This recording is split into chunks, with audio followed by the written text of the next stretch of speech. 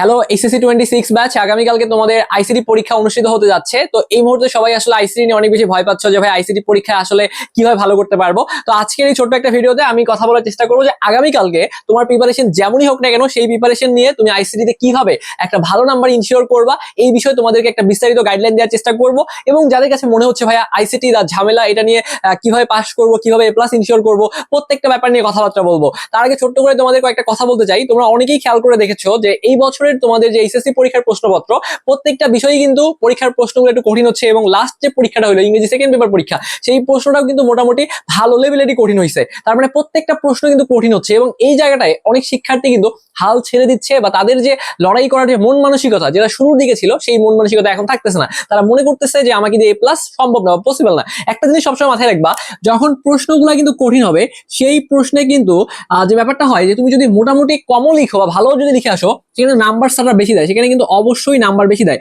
এবং এইখানে আমাদের যে কাজটা করতে হবে, প্রশ্ন যদি কঠিন হয় তাহলে আরো মজার একটা ব্যাপার কি জানো, কোনো প্রশ্ন ফাঁকা রেখে আসা যায় না। তুমি যদি সবগুলো উত্তর লিখে আসো ভাইয়া, তোমাকে যতই বলুক দান খয়রাতি নাম্বার দিবে না, পার্সিয়াল নাম্বার দিবে না। আমি তোমাকে আজকে বলে গেলাম তুমি নাম্বার পাবা। প্রশ্ন যদি কঠিন হয়, তুমি যদি অ্যাটলিস্ট খাতা ফাঁকা না রেখে তুমি যদি লিখে আসতে পারো, ওই প্রশ্ন থেকে তোমাকে অবশ্যই নাম্বার দেওয়া হবে। তো যেহেতু প্রত্যেকটা প্রশ্ন কঠিন হচ্ছে বা প্রত্যেকটা প্রশ্নের মধ্যে কিছু প্যাচ দেওয়া থাকতেছে, এবং অনেকেরই স্বপ্ন ছিল যে ভাইয়া শুরুর দিকে আমি যেভাবে পাবোই, আমাকে পেতেই হবে। হয়তো বা অনেকে মনে করতেছে পরীক্ষা দিয়ে আসার পরে আমাকে দিয়ে পসিবল না। তো এরকমটা যদি মনে হয়, চাপ নেওয়ার কিছু নাই। দেখো, যদি এরকম প্রশ্ন সবগুলোই কঠিন হতে থাকে, যদি জিপিএ 5 এর সংখ্যা আসলেই দেখা যায় 60 থেকে 70,000-এর মধ্যে নেমে আসে, এটা নিয়ে প্যারা খাওয়ার কিছু না। তখন তুমি দেখতে পারবা যে এই কম জিপিএ নিয়েও তুমি পাবলিক ইউনিভার্সিটিগুলোতে পরীক্ষায় বসতে পারবা বা মেডিকেলের পরীক্ষায় বসতে পারবা। জিপিএ কিন্তু কমে আসবে, যেটা কিন্তু 2018 সালে কিন্তু জিপিএ কমে আসছিল।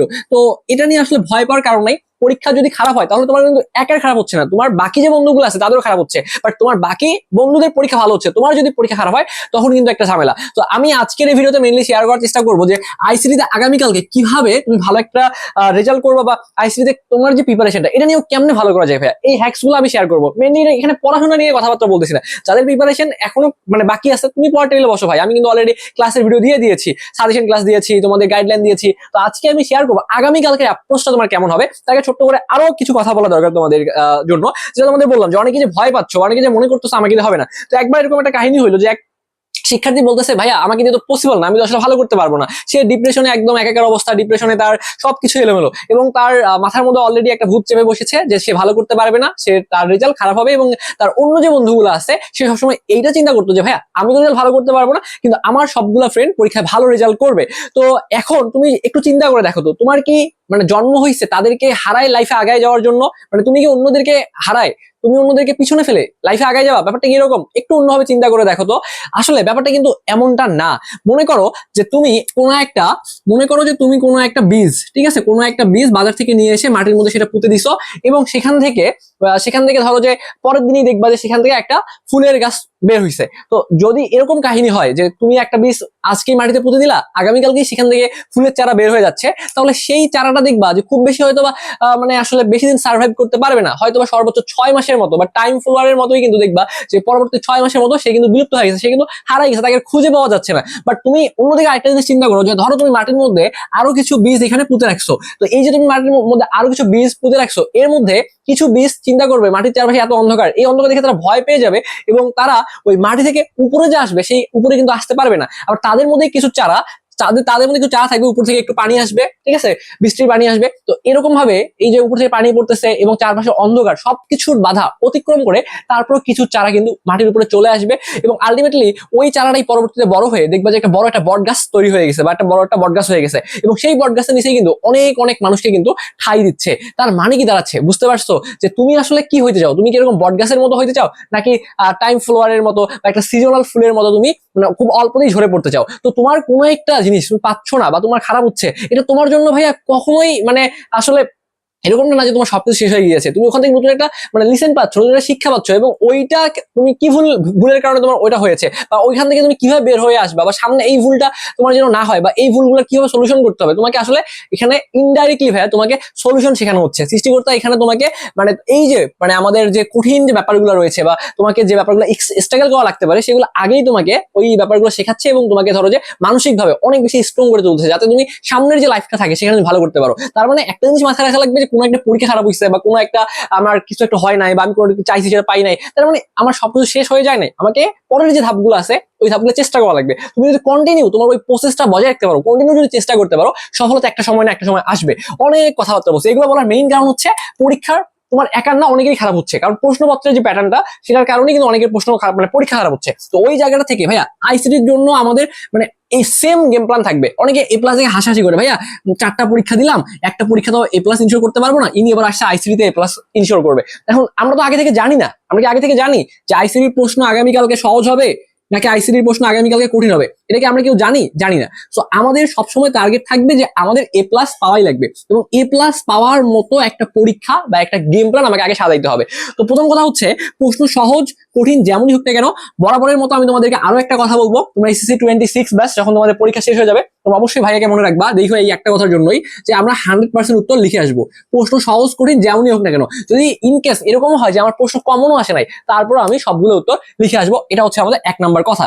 তো এখন মনে করো অনেকে আবার পাস করতে চায়, তো যারা পাস করতে চাও ভাইয়া, প্রথম কথা হচ্ছে আমি তোমাদের একটু বলার চেষ্টা করি কিভাবে এ প্লাস ইনশোর করবা, এবং শেষে যে কথা বলার চেষ্টা করবো কিভাবে পাস মার্ক তুলো সেটা বলার চেষ্টা করবো। তো যারা হচ্ছে এ প্লাস এর টার্গেটে আগামীকালকে আগাবা, প্রশ্নটা তুমি প্রথমে হাতে নিবা, ঠিক আছে? প্রশ্ন হাতে নিয়ে তুমি একটা কাজ করবা, সৃজনশীলের আগে একটু তোমাদেরকে সাজেশন দিয়ে দিই যে সিকিউতে তুমি কি করবা।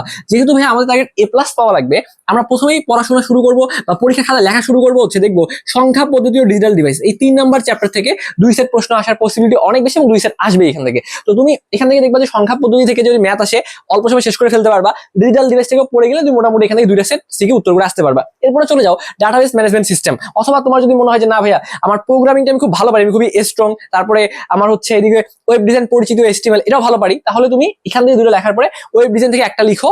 এরপরে তার ওয়েব ডিজাইন থেকে তোমার একটা প্রশ্নই আসবে, আর এরপরে তোমার প্রোগ্রামিং থেকে আসবে 2টা। সেখান থেকে তাহলে এখান থেকে দেখো তোমার এই যে চ্যাপ্টার 3 থেকে তুমি কয়টা উত্তর করলা, চ্যাপ্টার 3 থেকে তুমি 2টাই উত্তর করবা। তারপরে চ্যাপ্টার 4 4 নাম্বার চ্যাপ্টার, ঠিক আছে, এটা চ্যাপ্টার 4 থেকে তুমি একটা উত্তর করেছো। এরপরে চ্যাপ্টার 5 থেকে 2টা আসবে, তুমি চাইলে 2টা উত্তর করতে পারো, তাহলে 2 2 4 আর 5 তুমি এই ফর্মেট উত্তর করতে পারো। এটা তোমার এ প্লাস থেকে শুরু করে মানে 80 প্লাস থেকে শুরু করে 90 প্লাস পাওয়াতে অনেক বেশি হেল্প করবে। আবার যাদের মোটামুটি স্বপ্ন ভাই 80 থেকে 90 হইলেই হবে, 90 প্লাস লাগবে না, বা তুমি এটা দিয়েও 90 প্লাস উপর নিয়ে যেতে পারবা। সেক্ষেত্রে তুমি একটা কাজ করো, চ্যাপ্টার তোমার হচ্ছে চ্যাপ্টার 3 যেটা রয়েছে চ্যাপ্টার 03, এই চ্যাপ্টার 03 থেকে তুমি 2টা উত্তর করলা। তারপরে চ্যাপ্টার 4 থেকে তুমি উত্তর করবা হচ্ছে একটা। তারপরে তোমার চ্যাপ্টার 6 যেটা রয়েছে, চ্যাপ্টার 6 থেকে একটা, তাহলে কয়টা হইলো? 2টা 3টা 4টা। এখন তুমি দেখো, ধরো তোমার 80 প্লাস বা 85% উপরে নাম্বার বা 90 হয় তোমার নাম্বার পাওয়ার ইচ্ছা, বাট তুমি চ্যাপ্টার 5টা খুব ভালো মতো পারো না, তো একটা জায়গায় ধরা খাবা, এমসিকিউ ধরা খাবা, বাট তুমি তো মোটামুটি পড়ে গেছো, তোমার স্বপ্ন 90 এর উপরে পাবা। এই চ্যাপ্টার যে 5 রয়েছে তুমি যদি উত্তর করতে পারো, একান্ত যদি না পাও তাহলে 2 3 আর 4, তাহলে তুমি এখানে চ্যাপ্টার 2 থেকে যদি লিখো, তাহলে যে ঝামেলাটা হবে সেটা হচ্ছে তোমার 10-এর মধ্যে নাম্বার একটু কমে আসবে, 7 8 পাইতে পারো, 2 1 কমে যাবে। বাট তোমার যদি ওই ক্যাপাবিলিটি থাকে ভালো করে লিখে আসতে পারো, তাহলে 8 9 পাওয়া পসিবল।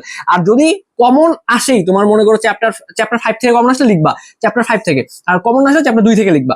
এখন এটা আসলে ডিপেন্ড করতেছে প্রশ্নপত্রের উপরে। তাহলে চ্যাপ্টার 5 থেকে অনেক প্রশ্ন কঠিন ঘুরাই বেসাই দিছে, তুমি বিকল্প অপশন চ্যাপ্টার 2 বেছে নাও, নাহলে এখান থেকে উত্তর করো। আচ্ছা, পাস করার চিন্তা ভাবনা করতেছো ভাইয়া, তুমি আগে চ্যাপ্টার 1 থেকে একটা সিকিউ লেখো, এরপর চ্যাপ্টার 2 থেকে একটা সিকিউ লেখো, 2টা সিকিউ হয়ে গিয়েছে।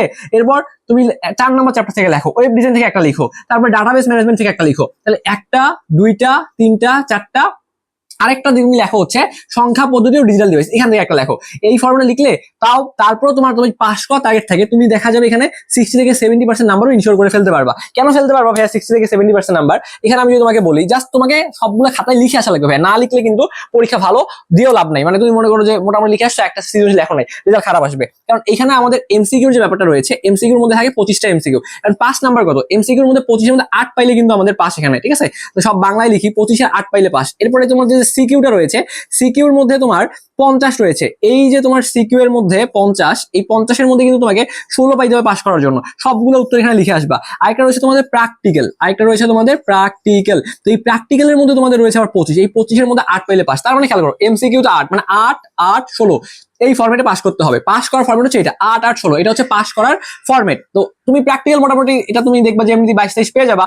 এমসিকিউ যেটা আছে তোমার ভালো মতো যদি তোমার 1 আর 2 চ্যাপ্টার পড়া হয়, 1 আর 2, এই 1 আর 2 চ্যাপ্টার থেকে ভাইয়া, এই 1 আর 2 চ্যাপ্টার থেকে তোমার এমসিকিউ আসবে, এখান থেকে 3টা, এখান থেকে 4টা, 7টা এমসিকিউ এখান থেকে আসবে। তুমি কেন পাস করতে পারবে না? এরপর চ্যাপ্টার 3 থেকে তোমার আসবে 5টা এমসিকিউ আসবে, তারপরে চ্যাপ্টার 4 থেকে তোমার 4টা এমসিকিউ আসবে, এরপর চ্যাপ্টার যদি 5 এর মধ্যে যাই, এখান থেকেও 5টা এমসিকিউ আসবে, চ্যাপ্টার 6 থেকে তোমার কয়টা আসবে, এখান থেকেও 4টা আসবে, 3 4টা আসতে পারে এরকম। এখানে দেখো তোমার কয়টা এমসিকিউ চলে আসতেছে, এখানে তোমার যদি 7টা আমি ধরি, তাহলে 7 8 9 10 11 12 12 13 14 15 16 17 18 19 20 21 21 আর 4 হচ্ছে এখানে 25, সব মিলে 25। মানে এটা জাস্ট একটা অ্যাজাম্পশন তোমাকে আমি দিলাম যে এই ফরম্যাটে আসতে পারে এমসিকিউ গুলা। তো এই 25টা এমসিকিউর মধ্যে তুমি দেখো এই 1 আর 2 ভালো মতো পড়লে 60টা পারা যায়। তো যারা এখনো দেখো নাই 1 আর 2 থেকে গাইড থেকে পুরো জুড়ে কিছু এমসিকিউ প্র্যাকটিস করো, এগুলা জাস্ট ক্লাস দেখে টাইম নষ্ট করো না।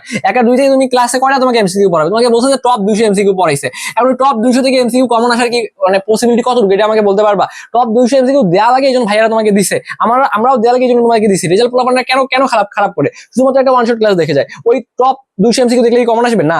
গাইডে যত 1 আর 2 চ্যাপ্টারের প্রশ্নগুলো আছে সবগুলো প্রশ্ন পড়ো। আমরা কিন্তু বলে দিই ক্লাসে যদি 200 250 এমসিকিউ সমাধান করাই, বাট তারপরে বলে দিই কিন্তু যে 1 আর 2 থেকে যত প্রশ্ন আছে সবগুলোই পড়ে ফেলো, কারণ এখান থেকে তোমার কোনটা কমন আসবে তুমি কি গ্যারান্টি দিতে পারবে না। এই জন্য কিন্তু পোলাপানগুলো রেজাল্ট খারাপ করে। তো এই দুটো ভালো মতো পড়ো। 6 নাম্বার চ্যাপ্টারটা সহজ আছে, দ্রুত পড়ে ফেলো। 4 নাম্বার আছে, দ্রুত একটু দেখে ফেলো। তো যারা ওই যে পাস করার নিয়ে টেনশন করতেছে তাদেরকে বলতেছি, তার মানে 6 4 তারপর হচ্ছে 1 2 এগুলো দেখলে মোটামুটি দাগায় আসতে পারবা। বা আমাদের একটা শিওর শট ক্লাস আছে, এই চ্যানেলে ক্লাসটা আছে, সেই তুমি ক্লাসটাও দেখতে পারো, সেখানে গুরুত্বপূর্ণ এমসিকিউ দেখানো হয়েছে। আর 1 2 থেকে এগুলো গুরুত্বপূর্ণ এমসিকিউ থেকেও বেশি মানে ইম্পর্টেন্ট ফ্যাক্ট হচ্ছে তুমি নিজে কতটুকু গাইড থেকে সমাধান করতেছো, তাহলে কিন্তু ভালো করতে পারবা। তো এখন এইটাই কিন্তু তোমার গেম প্ল্যান। এখন মনে করো যে যারা পরীক্ষায় কালকে উত্তর করবা সে সিকিউর ক্ষেত্রে মানে কখনো এই ভুলটা করো না ভাইয়া, যে মনে করো যে তুমি যে প্রশ্নটা একটু কম পারো বা একটু ভুল হইতে পারে ওটা দিয়ে উত্তর শুরু করছো। প্রথম প্রশ্নটা এমন ভাবে লিখো যে ওটাতে তোমার ভালো একটা নাম্বার ইনশিওর হয়। যদি 5টা প্রশ্ন লেখা লাগবে, প্রথম প্রশ্নটা সব থেকে ভালো প্রশ্ন লেখো। এরপরে তুমি দ্বিতীয় যে প্রশ্ন সব থেকে ভালো পারো ওইটা তুমি লাস্টে লিখবা। দ্বিতীয় ভালো লাস্টে লিখবা হচ্ছে দ্বিতীয় ভালো। কেন দ্বিতীয় ভালো ভাইয়া লাস্টে লিখবো? কারণ লাস্টে যে আমাদের অনেক সময় টাইম কমে যায় বা আমরা প্রথম দিকে অনেক বেশি টাইম কিল করে ফেলি, লাস্টের দিকে টাইম মিলাইতে পারি না। বা অনেক সময় দেখা যায় বোর্ডের ক্ষেত্রে কি হয় জানো, সারা দেখে প্রথম প্রশ্ন কেমন লিখছে, দ্বিতীয়টা কেমন লিখছে, লাস্টের কেমন লিখছে। তো যখন দেখে এই 3টা ফর্মেট ঠিক আছে, এই 2টাতে পাস, মাঝের গুলোতে অটোমেটিক নাম্বার দিয়ে দেয়। তো এই জন্য সব থেকে ভালোটা প্রথমে, তারপর সব থেকে ভালো যেটা দ্বিতীয় পারো সেটা লিখবা, লাস্টে লিখবা। এরপরে তৃতীয় ভালোটা, এরপরে তুমি তৃতীয় ভালোটা লিখবা। এরপরে চতুর্থ ভালো, ঠিক আছে। এরপর হচ্ছে পঞ্চম ভালো। এই ফর্মেটে তুমি খাতা সাজাইলে সিকিউর মধ্যে বেশি নাম্বার পাওয়া যাবে, ঠিক আছে। জাস্ট হচ্ছে এই ফর্মেটে সাজাবা, সব থেকে যেটা ভালো পারো ওটা আগে লেখো, এটা ভুল করো না, কাটাকাটি করো না, তাহলে দেখবা নাম্বার চলে আসতেছে। এরপরে তুমি দ্বিতীয় ভালোটা লাস্টে লিখবা, আর এরপরে এগুলা। আর এমসিকিউর ক্ষেত্রে তো তোমাকে ওইরকম মানে কোনো টেকনিক অ্যাপ্লাই করার দরকার নেই, জাস্ট তুমি মোটামুটি লিখে আসতে পারলে হবে। হাতের লেখা ভালো ভালো রাখবা। এবং যদি একান্তই কমন না আসে, 1 আর 2 চ্যাপ্টার থেকে যে সিকিউ আসবে অবশ্যই লিখবা, 1 আর 2 থেকে অবশ্যই লিখবা, মানে যারা একদম পাস করতে চাও। এরপরে ভাইয়া মানে আবার যেটা বললাম যে 4 নাম্বার চ্যাপ্টার একটু দেখে গেলে লেখা যাবে, 6 নাম্বার চ্যাপ্টার একটু দেখে গেলে লেখা যাবে, আর 3 নাম্বার চ্যাপ্টার পোলাবান ইন্টারে 2 বছর 3 নাম্বার চ্যাপ্টারটা সারা বছর সাবজেক্ট কাছে প্রাইভেট পড়ে। তো এই 3 নাম্বার চ্যাপ্টার যদি লিখতে না পারো তাহলে এর থেকে দুঃখজনক ব্যাপার আর কিছু নাই। সো এই ব্যাপারটা মাথায় রাখো, আগামীকালকে সবগুলো প্রশ্ন উত্তর লিখে আসবা এবং সবসময় সৃষ্টিকর্তার উপর বিশ্বাস রাখবা। তোমার যদি বিশ্বাস থাকে যে আমি পারবো ভাইয়া, অবশ্যই তোমাকে দিয়ে পসিবল। তো সবার পরীক্ষা ভালো হোক, সবার জন্য অনেক অনেক দোয়া এবং শুভকামনা থাকবে। এবং তোমাদের এসএসসি পরীক্ষার পর যেহেতু তোমাদের মেডিকেল ভর্তি পরীক্ষা শুরু হবে, আমরা যেহেতু বিগত 2 থেকে 3 বছর ধরে কিন্তু আমরা অনলাইনেই তোমাদেরকে শুধুমাত্র মেডিকেল ভর্তি পরীক্ষার জন্য A to Z যা লাগে সবগুলো জিনিসই কিন্তু পড়াই দিচ্ছি। তো যারা এখন তোমরা হচ্ছে আমাদের মেডিকেল ব্যাচে ভর্তি হবা, তারা কিন্তু বিশাল একটা ডিসকাউন্ট অফার পাবা এবং এই ডিসকাউন্ট অফারে তুমি প্রি বুকিং করে রাখতে পারবা। এর পরবর্তীতে তোমাকে আর কোনো ফি দেওয়া লাগবে না। মেডিকেল ব্যাচে এখন মাত্র তুমি 1020 টাকা দিয়ে ভর্তি হয়ে থাকতে পারবা, যেটা কিন্তু এসএসসি পরীক্ষার পরে ভর্তি হলে তোমার প্রায় 3.5 থেকে 4000 টাকার উপরে লাগবে কিন্তু। তো এখন যদি ভর্তি হও বা প্রি বুকিং করে রাখো, মাত্র 1020 টাকায় ভর্তি হতে পারবা। এসএসসি পরীক্ষার পরে কিন্তু ক্লাসগুলো শুরু করতে পারবা। তো আমাদের মেডিকেল ব্যাচ হচ্ছে হোয়াইট অ্যাপ্রন, ঠিক আছে, হোয়াইট অ্যাপ্রন। তো এখানে আমরা মেডিকেল ভর্তি পরীক্ষার জন্য A to Z যা লাগে সবগুলো জিনিস কিন্তু আমরা পড়াই দিব। তো যারা এখনো যুক্ত হন, যুক্ত হতে চাচ্ছ, সেক্ষেত্রে আমাদের যে হোয়াটসঅ্যাপ যে নাম্বারটা রয়েছে 01317132318, আমাদের এই নাম্বারে হোয়াটসঅ্যাপে আমাদের এডমিনের সাথে কথা বলে ভর্তি হয়ে যাইতে পারো। ওকে, জাস্ট আমাদের এই নাম্বারে হোয়াটসঅ্যাপে কথা বলে ভর্তি হতে পারো, অথবা তুমি যদি ভর্তি হতে চাও তাহলে আমাদের এই যে নাম্বারটা রয়েছে এই নাম্বারে তুমি বিকাশে, রকেটে অথবা নগদে যে কোনো একটা মাধ্যমে 1020 টাকা সেন্ড মানি করবা। সেন্ড মানি করে এই নাম্বারে মেসেজ করে বলবা যে ভাইয়া আমি টাকা পাঠিয়েছি, আমাকে অ্যাড করে দেন, তাহলে আমরা চেক করে তোমাকে অ্যাড করে দিব। তো এটা হচ্ছে আমাদের মেডিকেল প্রস্তুতির জন্য হোয়াইট অ্যাপ্রন এই ব্যাচটা।